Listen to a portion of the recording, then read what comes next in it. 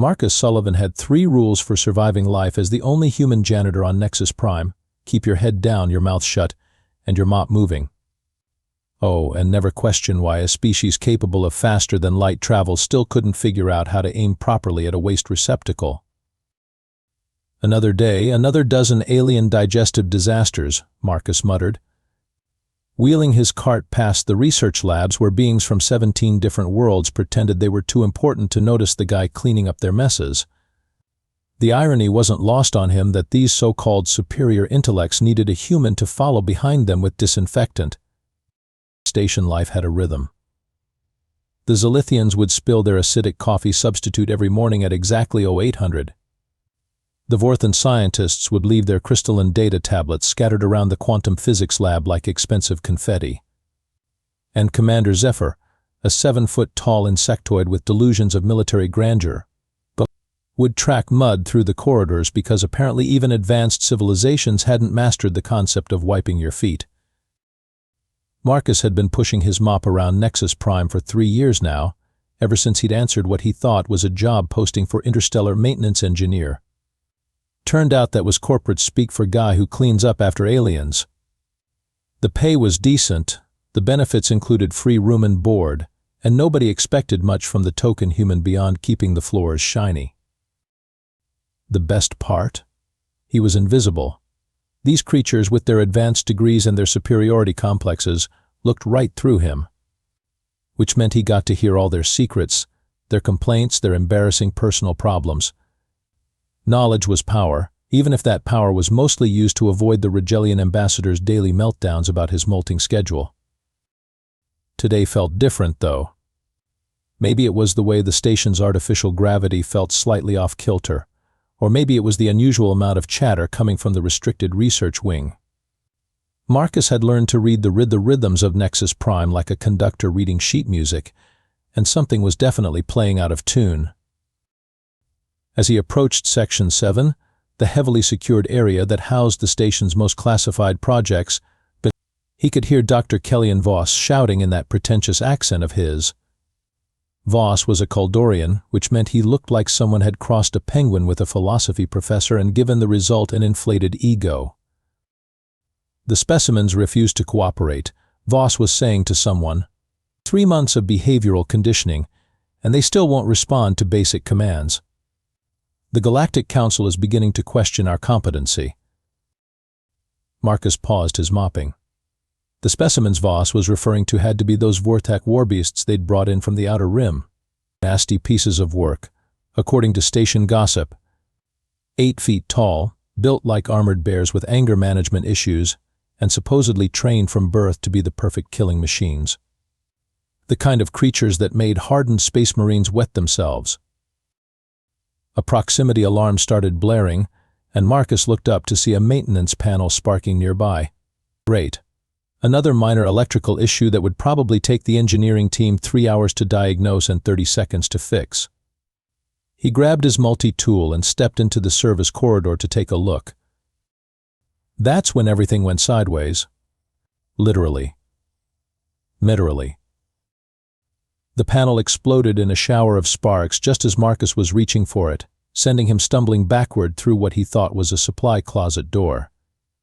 Instead, he found himself tumbling into a massive chamber with reinforced walls and the kind of security setup that screamed extremely dangerous things live here. 3 pairs of glowing yellow eyes turned toward him in the dim light. Marcus froze, his mop still clutched in one hand as he found himself face to face with the most terrifying creatures he'd ever seen outside of a nightmare. Part 2, First Contact Gone Wrong. The Vortec Warbeasts were even more intimidating up close. Each one stood nearly 8 feet tall, with thick, armored hide that looked like it could stop a plasma rifle. Their claws could probably open a can of beans or disembowel an enemy with equal efficiency. Sharp teeth lined their elongated snouts, and those glowing eyes held an intelligence that was somehow more unnerving than simple animal instinct would have been. Marcus stood perfectly still, waiting for his life to flash before his eyes. Instead, all he could think about was how someone was going to have to clean up the mess after these things finished turning him into human confetti. Well, he said to no one in particular. "This is just perfect." The largest warbeast tilted its head, ears perking up like a confused dog. "Of all the maintenance panels on this floating tin can, I had to pick the one that dumps me into the monster storage room. Just my luck." Marcus shook his head and looked around for an exit. "I don't suppose you fellows know the way out of here?" The warbeast made a low rumbling sound that might have been curiosity. "Yeah, I didn't think so." Marcus spotted a control panel near what looked like the main entrance. "Excuse me, guys. Coming through." He started walking toward the exit, expecting at any moment to become the galaxy's first human chew toy.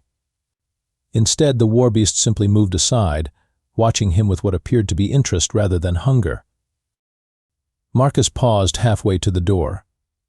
"Huh, that's weird." The middle warbeast, slightly smaller than the other two, sat down on its haunches like an enormous, deadly puppy waiting for a treat. "You're not supposed to do that," Marcus informed it.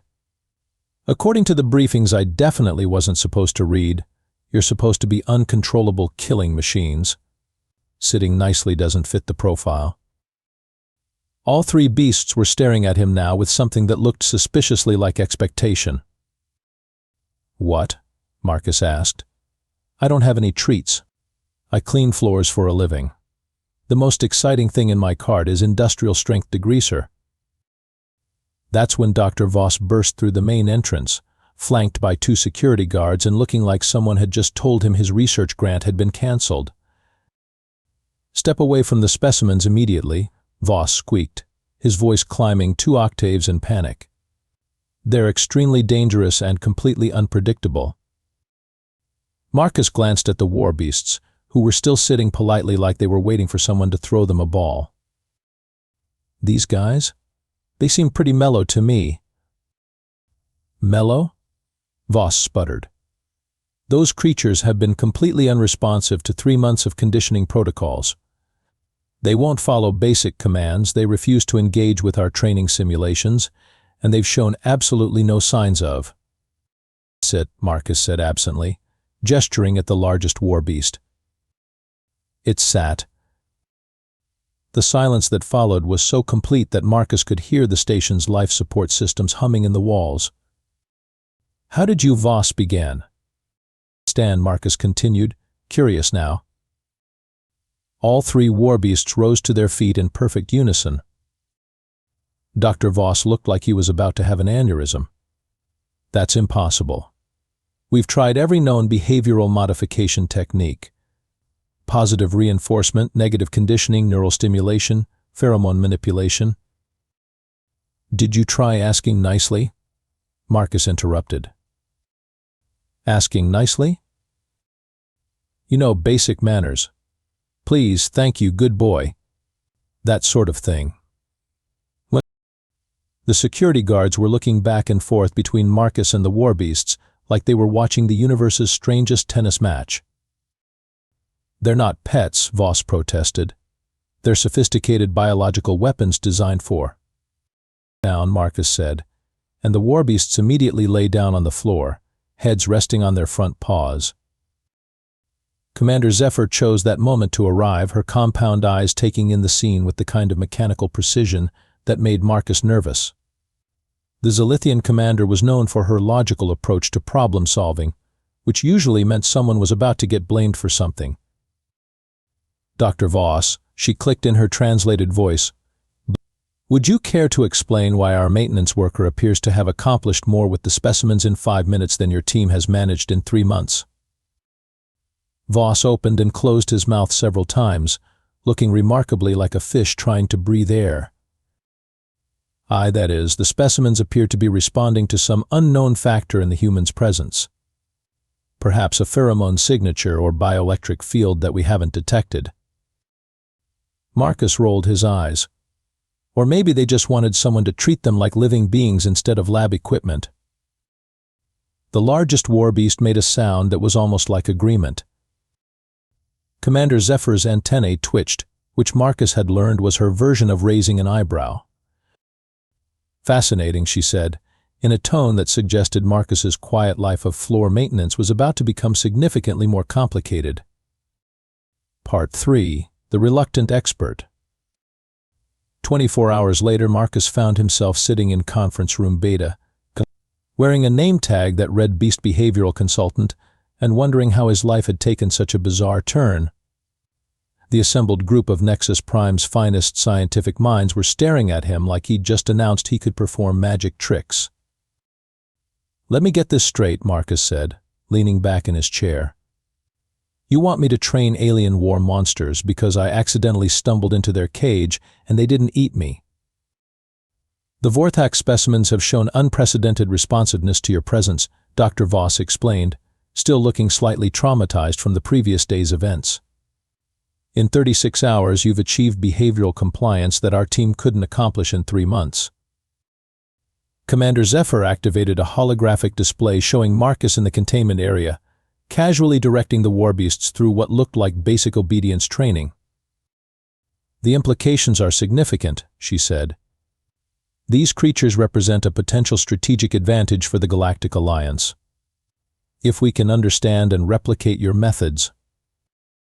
"My methods?" Marcus laughed. "Commander, I used to train dogs for the military before I got tired of humans shooting at each other and decided to clean floors in space instead. It's not rocket science. You treat them with respect, establish clear boundaries, and don't act like you're afraid of them." Captain Reyes, a Crowley warrior who looked like someone had given muscles to a suit of armor, slammed one of his 4 fists on the table. "Impossible. The human is weak, small. These are Vorthak warriors bred for battle. They would not submit to inferior species." Marcus studied the captain with the kind of expression he usually reserved for particularly stubborn stains. "Inferior species? Captain, with all due respect, your people haven't figured out how to make doors tall enough for you to walk through without ducking. Maybe work on basic architecture before you start ranking species."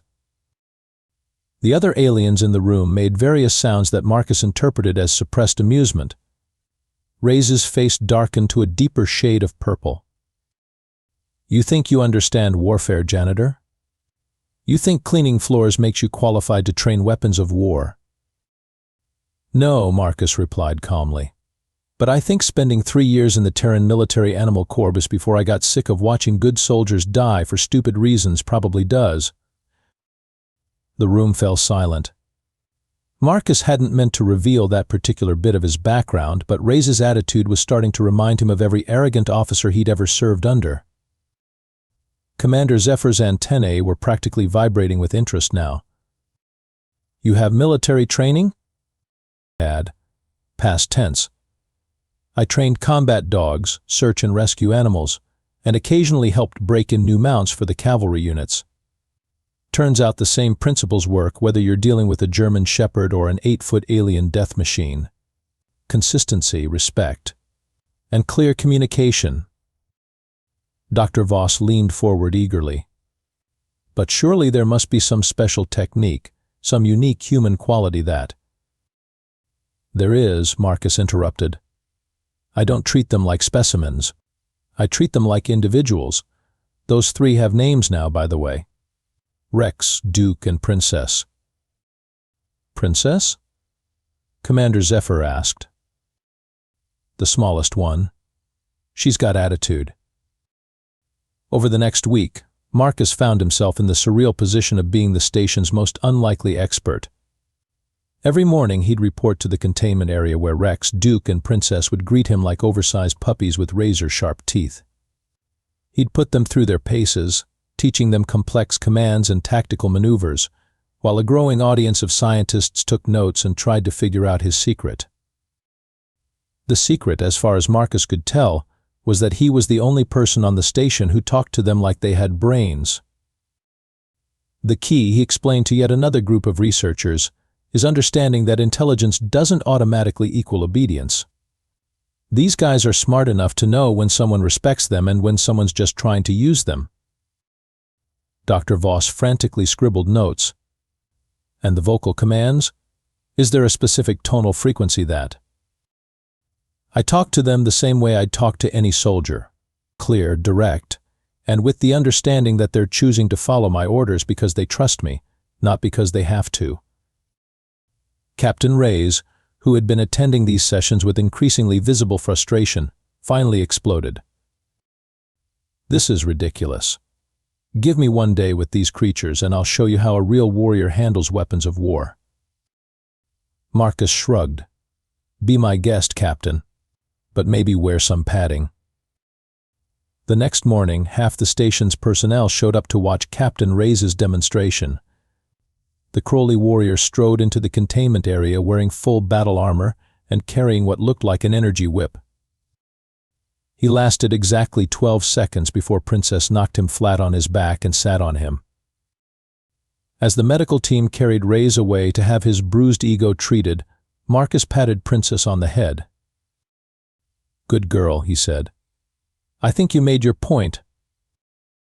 That's when the proximity alarm started blaring, and Commander Zephyr's voice echoed through the station's communication system. All personnel to emergency stations. We have incoming hostile vessels. This is not a drill. Marcus looked at Rex, Duke, and Princess, who were all staring at him with those intelligent yellow eyes.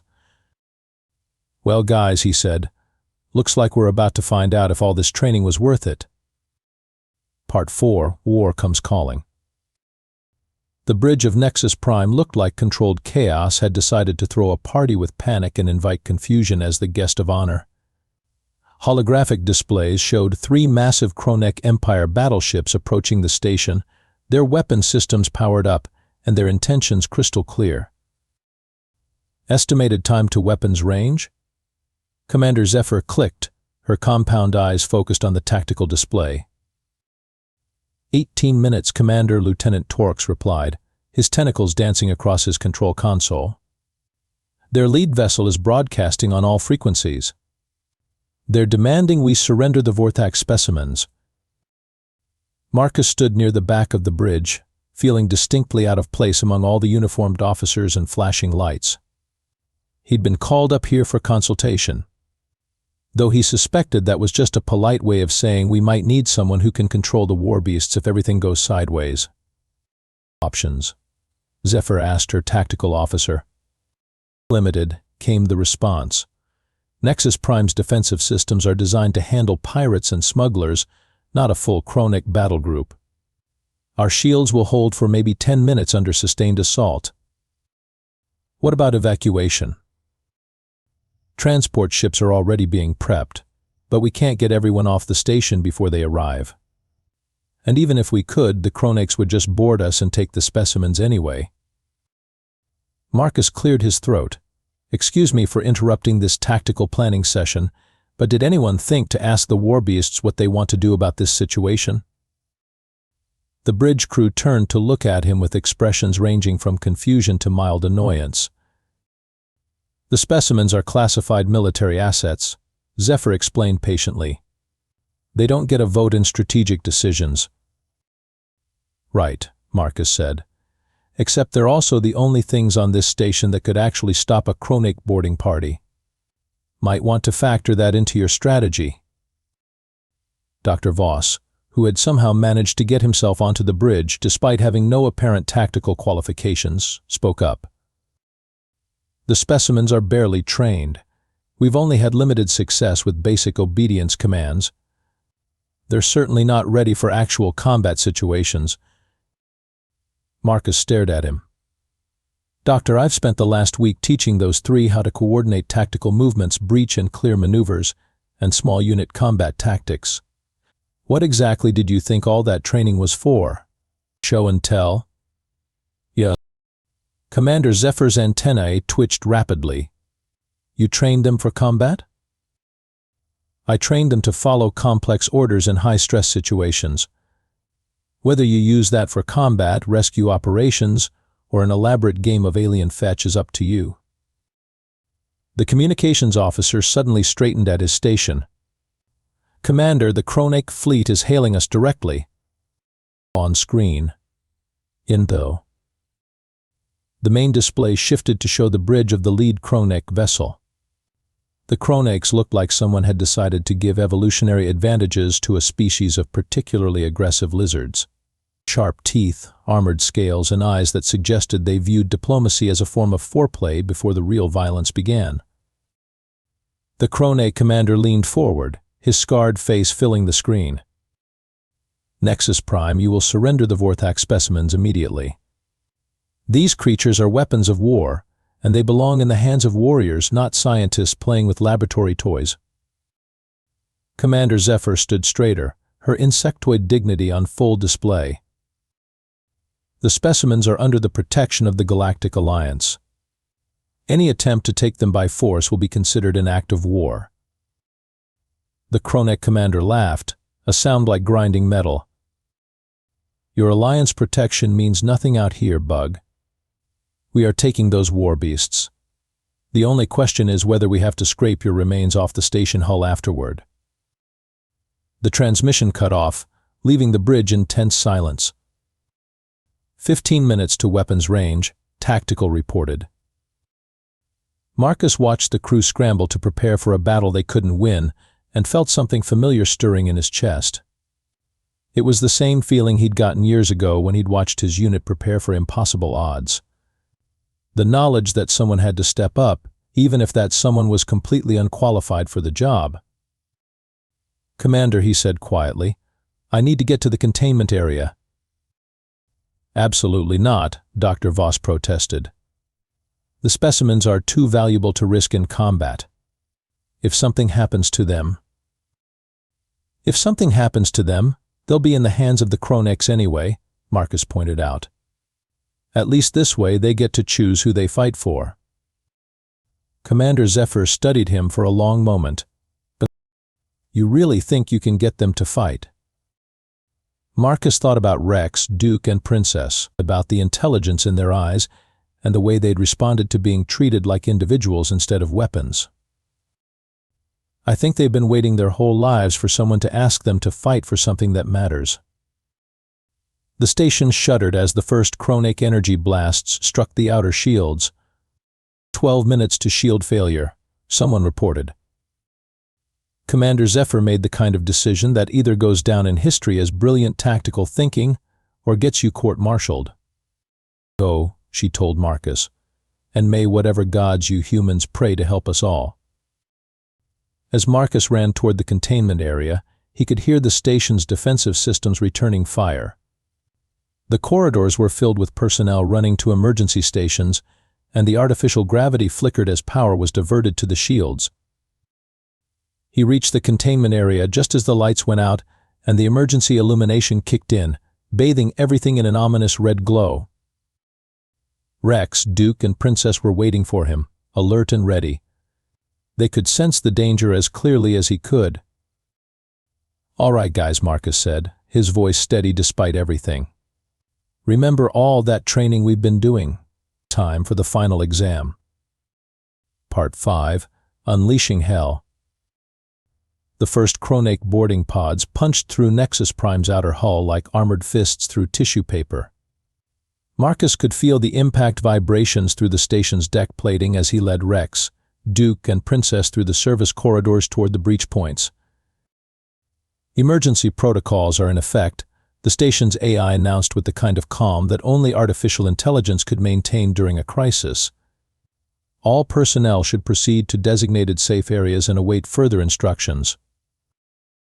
Yeah, well, safe areas are kind of a luxury we don't have right now, Marcus muttered, checking his borrowed tactical display. 3 breach points on level 7, 2 more on level 5, and the Kronakes were spreading through the station like a particularly violent infection. He'd spent the last 3 years learning every maintenance tunnel, service shaft, and forgotten corridor on Nexus Prime. Knowledge that had seemed useless for anything beyond efficient floor mopping was now the only advantage they had. Rex, take point. Princess, you're with me. Duke, rear guard, he whispered into his comm unit. The Warbeasts moved into formation with the kind of precision that would have made his old drill sergeant weep with pride. The first group of Kronake soldiers they encountered had just finished cutting through a security door on level 7. Marcus watched them through a ventilation grate, counting their numbers and noting their equipment. 10 soldiers, full combat armor, energy weapons that could punch holes through reinforced bulkheads. "Okay, guys," he said quietly. "Remember the drill. Fast, quiet, and leave no one standing. Questions?" Princess made a soft, rumbling sound that he'd learned meant she understood and was ready to cause mayhem. "Good girl. Rex, you're up." What happened next would later be described in official reports as tactically sound and devastatingly effective. Marcus preferred to think of it as controlled chaos with furry accomplices. Rex dropped through the ceiling grate like 800 pounds of armored fury, landing in the middle of the Kronake formation.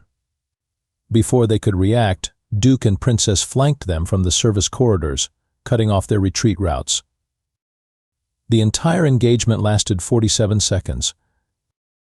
When the smoke cleared, 10 Kronake soldiers were unconscious, their weapons scattered, and Rex was sitting calmly next to their leader, looking extremely pleased with himself. "Show-offs," Marcus said, but he was grinning as he said it. They moved through the station like a precision instrument designed for mayhem. Marcus used his knowledge of the maintenance systems to predict where the Kronakes would go, then positioned his team to intercept them. The Warbeasts adapted to his tactical style with an intelligence that continued to surprise him. By the time they reached level 5, word had apparently spread among the Kronake boarding parties that something was hunting them in the corridors. "Control, this is Strike Team 7, Marcus heard over a commandeered Kronake comm unit. "Something's wrong down here. Teams 3 and 6 have gone silent, and we found Team 2 unconscious in the detention block. Define something, Strike 7. Unknown hostiles. Fast, coordinated, definitely not standard station security. Request backup and heavy weapons authorization." Marcus looked at his furry companions, who were listening to the transmission with obvious interest. "Hear that, guys? You're unknown hostiles now. I bet that looks great on a resume." Princess made a sound that might have been laughter if Warbeast were capable of appreciating irony. The final confrontation came in the main cargo bay, where the Kronake commander had set up a command post to coordinate the systematic takeover of the station. Marcus counted at least 30 soldiers, plus support staff and enough heavy equipment to level a small city. "All right," he said, studying the tactical situation from their hidden position in the overhead maintenance section. "This one's going to be tricky. They've got us outnumbered 10-1, they're in a defensible position, and they probably know we're coming." Rex tilted his massive head, yellow eyes focused on the cargo bay below. "The good news is they're expecting unknown hostiles. They're not expecting a guy with a mop and 3 Warbeasts who've been waiting their whole lives to show everyone what they can really do." Marcus activated his comm unit and switched to the station's general frequency. "Commander Zephyr, this is Marcus. I'm going to need you to cut all power to Cargo Bay 7 in exactly 60 seconds. Can you do that?" "Well, Marcus, where are you? Sensors show massive Kronake presence in that area." "Yeah, I noticed. 60 seconds, Commander. Trust me on this one." He switched off the comm and looked at his team. "You guys know the plan. When the lights go out, we show these lizards why humans don't stay down when you knock us around, and why Vorthak Warbeasts are the most dangerous creatures in the galaxy when they're fighting for something they believe in." The lights went out right on schedule. What followed was less a battle than a demonstration of why underestimating humans and their allies was a career-limiting decision. Marcus and the Warbeasts moved through the darkened cargo bay like they owned it, using night vision, superior tactics, and the kind of coordinated teamwork that comes from mutual trust and shared purpose. When the emergency lighting came back on 5 minutes later, the Kronake commander found himself surrounded by unconscious soldiers and facing 3 very large, but very angry Warbeasts who were looking at him like he'd just insulted their mother. Marcus stepped out of the shadows, still carrying his mop like it was a badge of office. "Surrender," he said simply. Your choice is whether you do it conscious or unconscious." The Kronek commander looked around at his defeated forces, then back at Marcus. "You are just a human janitor," he said, confusion clear in his voice. Marcus shrugged. "Yeah, but I'm a human janitor with really good friends." Part 6. The New Normal. 3 weeks later, Marcus was back to mopping floors, though the job had gotten considerably more interesting since Rex, Duke, and Princess had been officially reassigned to station maintenance duties. It turned out that having 3 8-foot warbeasts helping with janitorial work made the job go much faster, especially when it came to reaching high shelves and intimidating people who left messes in the corridors. Marcus, Commander Zephyr called as she approached his workstation in the main hub. "The Galactic Alliance Defense Committee has approved your commendation. They want to offer you a position as Chief Xenobiological Combat Specialist." Marcus looked up from where he was teaching Princess how to properly wring out a mop without destroying it. "That's very flattering, Commander, but I already have a job. One that doesn't involve people shooting at me on a regular basis. The position comes with a substantial increase in pay, full military benefits, and your own research facility." "Does it come with the understanding that Rex, Duke, and Princess are individuals, not weapons?" Zephyr's antennae twitched in what Marcus had learned was her version of a smile. "The official terminology in the job description is intelligent biological partners with full autonomy rights." Marcus considered this while Duke helpfully mopped a section of floor that had been perfectly clean already. "And I can still do maintenance work when things get boring?" "I think that can be arranged." "In that case, Commander, you've got yourself a Chief Xenobiological Combat Specialist, though I prefer Beast Whisperer. It has a better ring to it." Dr. Voss chose that moment to walk by, still looking slightly shell-shocked from having his entire understanding of xenobiology turned upside down by a human with a mop. "Dr. Voss," Marcus called out. "Still trying to figure out my secret?" Voss stopped and turned, his expression hopeful. "Actually, yes, I've been reviewing all our data, and I still don't understand how you achieved such rapid behavioral compliance with the specimens." Marcus gestured to Rex, who was carefully dusting a delicate piece of scientific equipment with one massive claw. "It's simple, Doc. I asked them what they wanted to do instead of telling them what I wanted them to do. Turns out what they wanted was to be useful, respected, and treated like thinking beings instead of living weapons. But the behavioral psychology texts clearly state that." "The texts were written by people who never bothered to actually talk to their subjects," Marcus interrupted. "These guys aren't specimens, Doctor. They're soldiers who were looking for a cause worth fighting for." Princess looked up from where she was organizing cleaning supplies and made a sound that definitely sounded like agreement. "You see?" Marcus said. "She gets it." Captain Reyes limped by, still wearing a mobility brace from his encounter with Princess 3 weeks earlier.